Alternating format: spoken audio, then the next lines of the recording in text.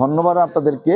Basically হয়েছে কি, সরকার বিরোধী যে রাজনৈতিক দল, সেই রাজনৈতিক দলের অন্যতম প্রধান সংগঠন অর্থাৎ বিএনপির যে ছাত্র সংগঠন আছে, সেই ছাত্র সংগঠন বাংলাদেশ জাতীয়তাবাদী ছাত্র দল, ছাত্র দলের ঢাকা কলেজ শাখার সিনিয়র সহ সভাপতি ছাত্রনেতা আতিকুর রহমান রাসেলকে ডিবি পুলিশ পরিচয় দিয়ে গত 1 জুলাই মধ্যরাতে রাত 1:30টার সময় তাকে তার বাসা থেকে উঠিয়ে নিয়ে যায়। তার বাবা, তিনি আমাদের সামনে উপস্থিত আছেন, তিনি শরীয়তপুর যে সাংবাদিক ইউনিয়ন আছে সেই ইউনিয়নের সভাপতিও বটে। তিনি একজন স্বনামধন্য স্থানীয় পত্রিকার সম্পাদক এবং জাতীয় দৈনিকের রিপোর্টারও বটে। তার বাবা যখন ডিটেকটিভ ব্রাঞ্চের পরিচয় দানকারী প্লেন ক্লথের পুলিশ অফিসারকে জিজ্ঞেস করছিলেন, কেন নিয়ে যাচ্ছেন আমার সন্তানকে, আপনাদের আইডি দেখান, তখন সেই ডিটেকটিভ ব্রাঞ্চের সদস্যরা ওনার সাথে পরিবারের অন্যান্য সদস্যদের সাথে দুর্ব্যবহার করেন, অমানবিক আচরণ করেন এবং এক পর্যায়ে রাসেলকে হ্যান্ডকাপ পরিয়ে দ্রুত মাইক্রোবাসে পুশ করে তাকে নিয়ে চলে যান। তো 1 তারিখ উঠিয়ে নিয়ে যাওয়ার পরে তিনি লালবাগ থানায় 2 তারিখে একটা জিডি করেন তার ছেলের সন্ধান চেয়ে।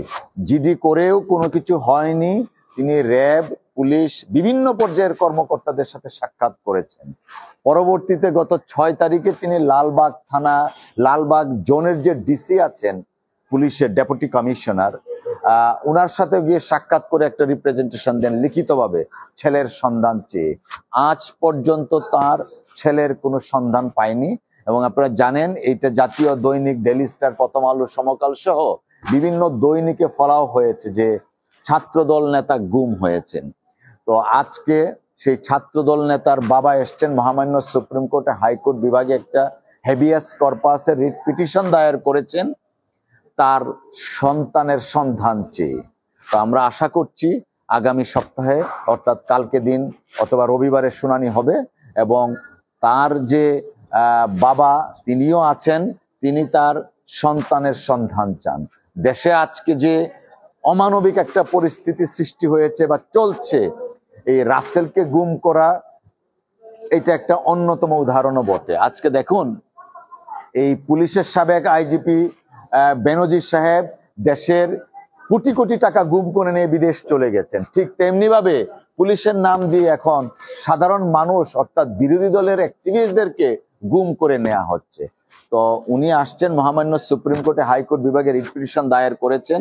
আশা করছি মহামান্য সুপ্রিম কোর্টে হাইকোর্ট বিভাগ একটা রেমেডি উনাকে দিবেন। উনার নামে কোনো মামলা নেই, যা আছে উনি ছাত্রদলের নেতা, ছাত্রদলের নেতা হওয়ার কারণেই তাকে আজকে গুম করা হয়েছে, সেটাই তার পরিবারের বিশ্বাস।